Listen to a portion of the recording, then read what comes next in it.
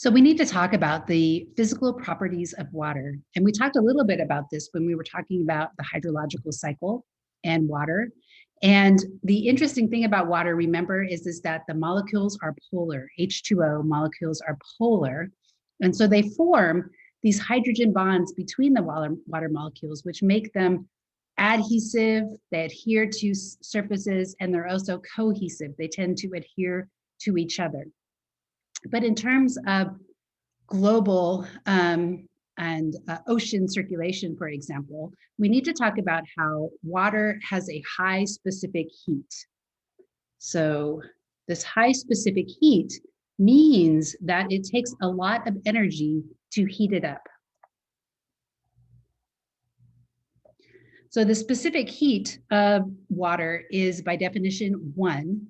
So that actually means that it takes 1 kilocalorie of energy to heat up 1 kilogram of water 1 degree centigrade. Now, I'm not going to make you memorize that part of it, but the high specific heat means that it does not change in temperature as readily as other things.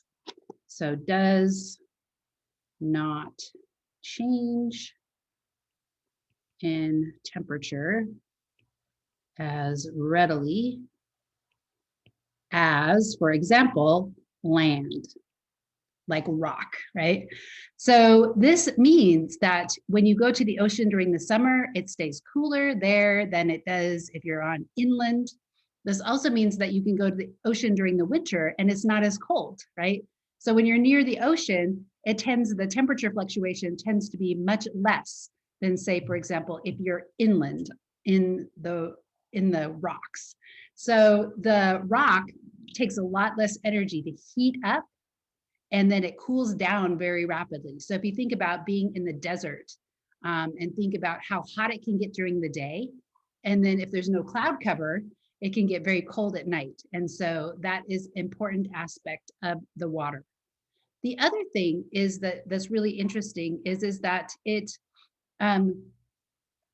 when it becomes a solid, it is actually less dense than it is a liquid. So ice is less dense than liquid water. And so what this means is that ice floats.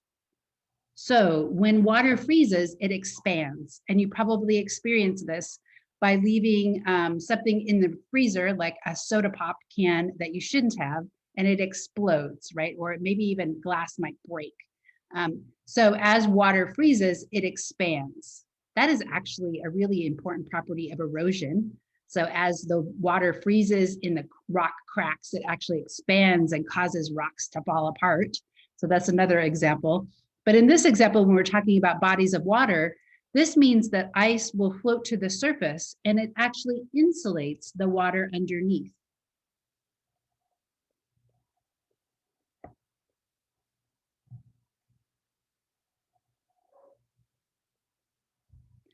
So this means that bodies of water do not freeze from the bottom down. So, or from the bottom up. So for example, if you're talking about a river, the ice forms and then it floats to the surface and then it freezes and the rest of the river stays liquid.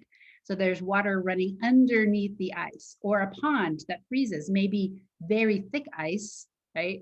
But there's still water underneath. And this is super important for life, aquatic life that lives in bodies of water, that this is the way that it works. The other thing that is interesting is about the sun. The sun penetrates the water more deeply than it does the land. So sun penetrates bodies of water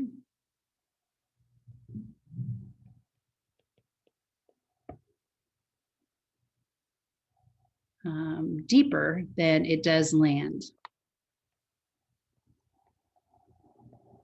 So it can actually go down, the light can go down a couple of meters, right? And so that is, there's a period or there's a place where we have the light penetrating it, and that is where photosynthetic algae can live.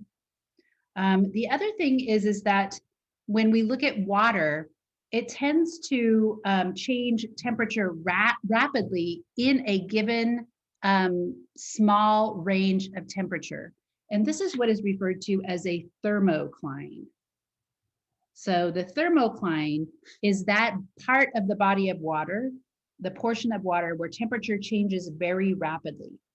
So this is part of the water. We'll put depth at, or the depth where temperature changes rapidly.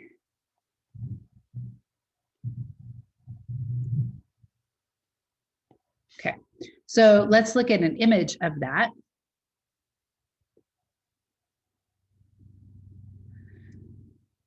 So this layer, the uppermost layer, the shallow layer, pretty much stays constant, right? That's why it's called the isothermal layer. And the deep layer doesn't change as rapidly as this layer right here. So this is the layer where we get rapid change, so rapid cooling. The other interesting thing about water is that you can have water moving. So warmer water can move and mix with the cooler water. Say, for example, if you have waves on the surface of a lake, it can actually mix up the layers of water. And so the lake does not change temperature as readily as, say, for example, a landmass.